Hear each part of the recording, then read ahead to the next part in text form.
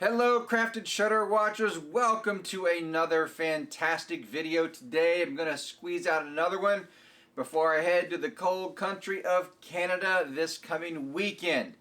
Now the reason I am making this video is because someone left a comment yesterday on how to come up with ideas to shoot for stock. And I pondered this because I made a video which a few days ago, I'll link above, on what to shoot in 2020. And so I realized that I can give you ideas on how to shoot because that is my personality and it becomes easy for me. But then as I was thinking, not everybody, of course, thankfully, not everybody thinks like me. We all think a little bit different. And I think this boils down to what kind of shooter you are, and I need to explain this to you so it can help your creativity. And keep watching this video because I'm going to help you give you some ideas on how you can use certain practices to create your own ideas for stock shoots. And I'm going to give you some ideas of some tools to use. So first off, there are certain stock shooters out there that are what I call technical shooters. And what I mean by that is these are the producers who the lighting is perfect, everything, the frame rate, the aperture, everything technically and the image is absolutely pristine. And then there are those like me that are more of a creative shooter, that I bring in some lights, I'm not quite as technical with them, but I'm focused more on the story of it, and I come up with ideas so quickly that I'm just trying to keep up with the ideas that are pumping into my head. Now, neither one is right and wrong because a lot of this has to do with your personality type. And I remember watching a lecture, probably close to 12 years ago, even before I was full-time.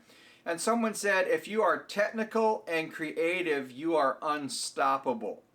So I'm thinking, how can I help the technical person? Because me as a creative person, I work on learning to become more technical. And that's why I have, and I'll link this above, a few tutorials on DaVinci Resolve, which I will make some more. And I'll link to that. There's about 10 videos in this series of things that I use all the time. And I've got more to come on that. But that's the technical side of me that has to buckle down and learn something that helps me expand my business as a whole. So how does this work in producing stock? Well, if you give me something to shoot for stock, I look at any object and I can see 10 stock clips at the snap of a finger. But a lot of people can't or don't function that way.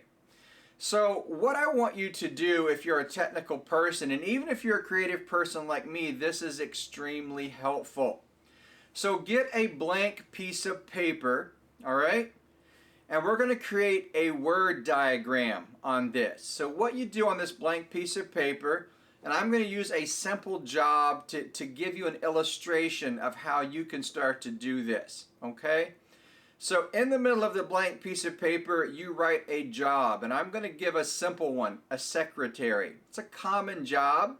Doesn't mean you're a common person, but there's lots of people out there that have done secretarial work, male and female. I've certainly done my share of secretarial work and don't mind saying so. So a lot of people look at that, and I want you to write secretary in the middle of the page, and then someone looks at that and goes, well, I don't know what to do with it. And I understand. It's, you've got to train your brain to start thinking different. So I perfectly understand where you're stuck there. So when you have that, you draw a little box around the word secretary and you draw another line off of that. And you write down what secretaries do. Sorry, there's an ad that popped up on my fireplace. Can you believe that?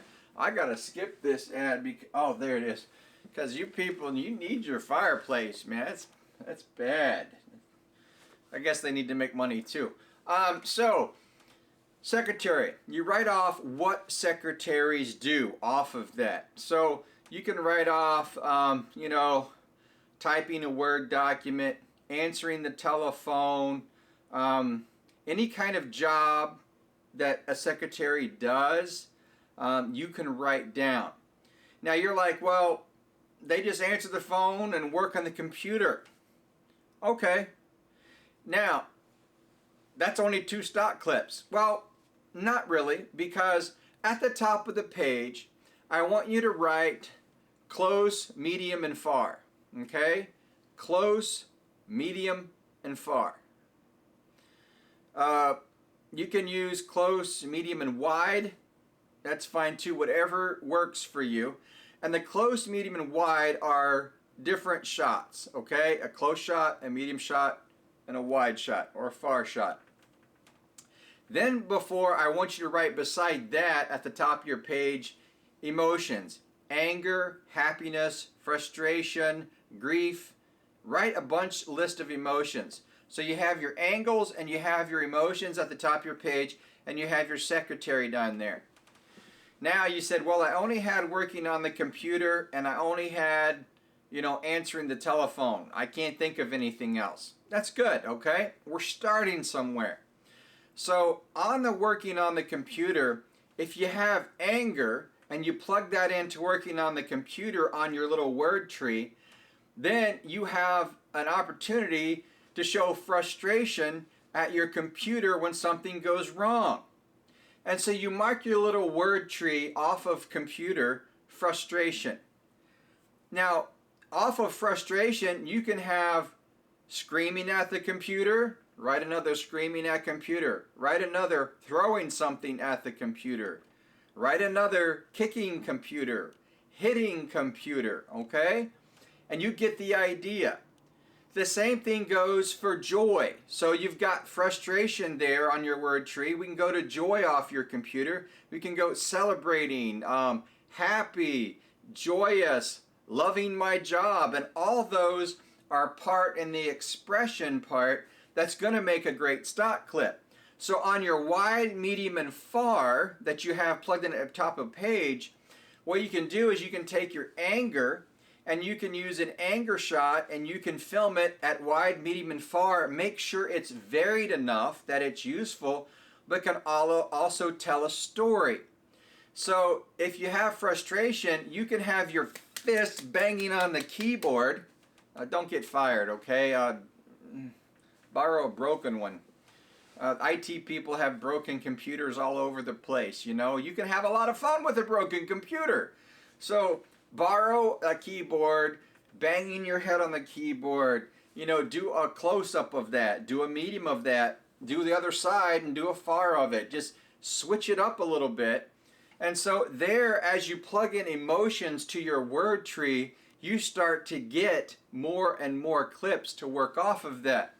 And that goes along with absolutely any job that is out there. Ice pick secretary is a common one. But, you can get as serious or as funny as you want with this.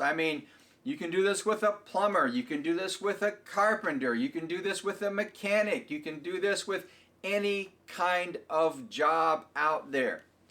And so that is one way that you can take a job. Now, let's just say you don't have a job yet, okay? And so you're like, well, I'm sitting at home. I don't know. Okay, the same thing applies. What do you do at home?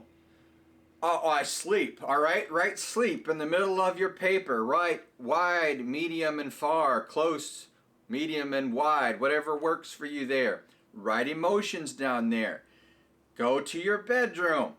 Do some shots of you having a night of insomnia. Do some shots of you waking up joyous and happy. Plug in those emotions with the stock clips, and then you're going to have ideas that just start to flow. But for those of you who are analytical, you're going to need to write this down, okay? You're going to need to take the piece of paper, and you're going to need to do what I told you to do so you can start your brain, training your brain on how to see shots quickly. My problem is not seeing a shot or getting a shot. I've never struggled with that. My problem is being more technical and getting a better image sometimes and not rushing, but it's never for lack of ideas. So if the highly technical person fosters this creativity, you could easily surpass me because I'm still working on making sure I'm more technically disciplined in what I do, because I don't have trouble creating concepts to shoot with. Do I understand technical? Yes, I understand it a lot, and I've gotten much better at it over the 10 years, 15 years I've been doing this. But it's not my first primary strong suit. So you can take this same principle and apply it outside of people, because people are easy to plug emotions into. But what about nature? What about something along that line? Well, you can also write feelings into nature. And in nature, you can find stuff that maybe represents sadness. What do I mean by that? I mean a decaying leaf on a tree. Find a new way to shoot that, a different angle. Focus on decay. You can find rotting logs. You can find, torn things that are torn down or broken. So you can also do the same for happiness. And with happiness, you're going to want to play with sunlight. You're going to want to play with color.